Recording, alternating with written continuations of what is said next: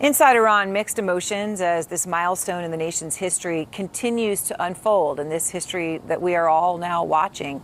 Some tell CNN they're joyful that Ayatollah Khamenei is dead. Others say they can't believe it. Others, of course, are worried and angry about the future and the threat of instability. Mohsen Milani joins us now. He's a political professor at the University of South Florida and has written a book called Iran's Rise and Rivalry with the United States in the Middle East. And really appreciate your taking the time. I guess, Professor, Fareed was just talking about that there's 92 million people in Iran, right? So that there is always someone who could take over a spot that has been vacated, right? But another way of looking at that is just the incredible depth and size and power of the nation, and that for 92 million people, life has forever changed. It's been since 1981 that the Ayatollah Khamenei has been president or supreme leader of Iran. You left Tehran for the United States in the 1960s as a teenager. Then came the revolution in 1979, and you couldn't go back. So now here you are at this point in your life watching this happen. How does it feel? Thank you for having me on your show. It feels very strange because to be honest with you, I am very worried about the future of the country because we are going through perhaps the most volatile and the most dangerous period since the Islamic Revolution of 1979. We have this war with the United States, the greatest military power in the world, with Israel, the greatest military power in the Middle East, and then at the same time, the leader of Iran, who had ruled Iran for 37 long years, has been killed. And therefore, now there is not only we have a crisis in terms of Iran's military confrontation with two great powers, there is also internal turmoil as the country has to decide who is going to replace Ayatollah Khamenei. Moreover, there are a number of people who operate outside the governing elite in Iran, some of them inside the country and some outside of the country, who now has seen the opportunity to try to shape the future of the Islamic Republic. Adding to all of this is that we have the US, who seems to have a short-term plan to force Iran to come to the negotiating table. We have Israel that has a longer plan, because the Israeli plan seems to be to really degrade Iranian military capabilities. And then we have the policy or the strategy of Iran, which wants to make this war as long as possible, to make it as costly on the United States as possible. So President Trump, and I don't know whether you think it's an oversimplification, but there has, sort of been initially, the feeling that was put out there was the U.S. and Israel will take out the supreme leader and then leave the rest to the Iranian people. That this sort of the runway has been cleared for the Iranian people to rise up and take over and ride into the sunset. And I'm obviously oversimplifying, but that's the feeling out there for some. New Yorker columnist Robin Wright was reacting to Trump's comments on CNN last night when he talked about the Iranian people now taking over for themselves. Here's some of what she said. The Iranians have many young Nelson Mandelas, but they don't have the kind of African National Congress you had in South Africa that had years to form an infrastructure, to define what the alternative to apartheid might look like, and who would be its leadership. And Iran doesn't have any of that. So I remember being in Iran for the election of President Rouhani and seeing, the way they would open up mosques for voting, right? That there was a voting process, but it was completely controlled, right? Completely controlled by the regime. Do opposition leaders in Iran right now have any sort of an infrastructure or a path to power? Well, the academic literature is very clear that air power alone is not going to overthrow a well-fortified revolutionary regime like the Islamic Republic.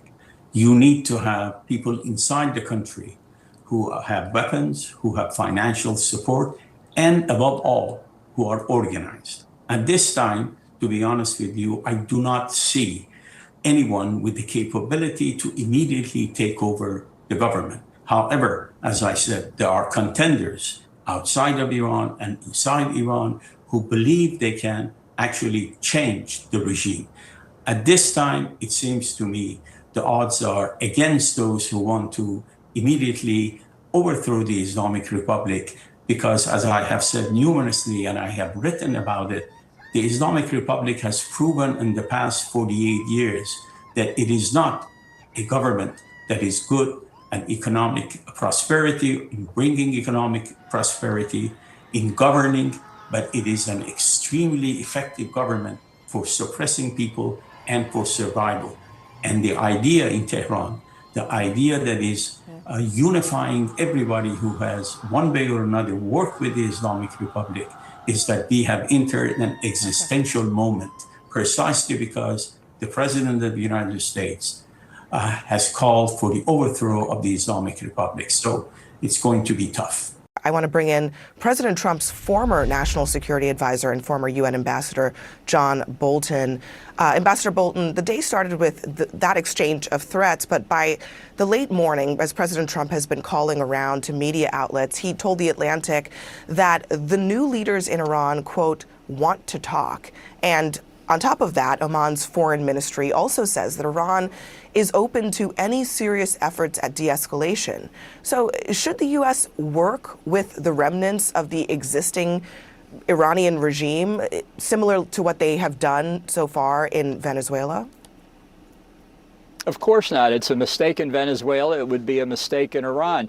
I have no doubt that whatever is left of Iran's top leadership is perfectly happy to talk to the United States, to play for time to stop us and the Israelis from pounding them. Their word is no good. The threat that they pose to us remains unresolved. Their behavior is not going to change. That's why the president has selected the correct objective here, which is regime change. We're less than 2 days into it.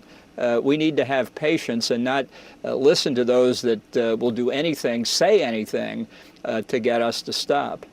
Yeah, but I think people are also eager to get a sense of what is next. I mean, as you know, the late Shah's son, Reza Pahlavi, has been suggesting that he is the person who could lead Iran. Do you think that he actually has the support, the power, the infrastructure to do that?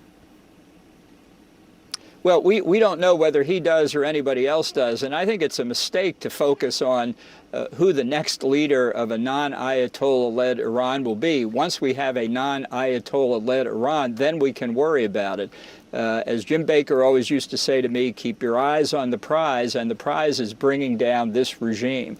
I think the most likely outcome, certainly probably the best outcome, would be a regime led by the regular Iranian military, not the Revolutionary Guard, but the conventional military, that understands that its role is limited and that they need to set up a process for Iranians in country and for people from the who have been exiled to go back and participate. But to try and do it in advance, I think, is putting the cart before the horse.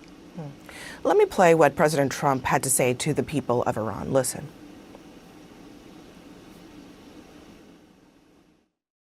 When we are finished, take over your government. It will be yours to take. This will be probably your only chance for generations. I'm curious what your reaction to that is, and also how would that be done? How can the regular Iranian people take over their government at this stage? Well, it's remarks like that and one other thing he said in that speech that leave me worried that we have not coordinated effectively with the opposition inside Iran. It doesn't have enormous structure or leadership, but the dissatisfaction with the regime has never been more widespread. The regime is weaker now than it has been at any point since it was founded in 1979. And it won't be, I think, a transition from an Ayatollah-led regime or really a Revolutionary Guard-led regime. I think it's the Guard that's really in control in Iran to the people. There'll be intermediate steps.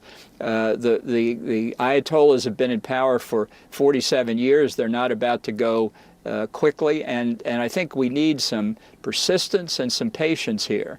I hope the administration is ready for that. I hope they make the case better than they have so far to the American people that this could take time.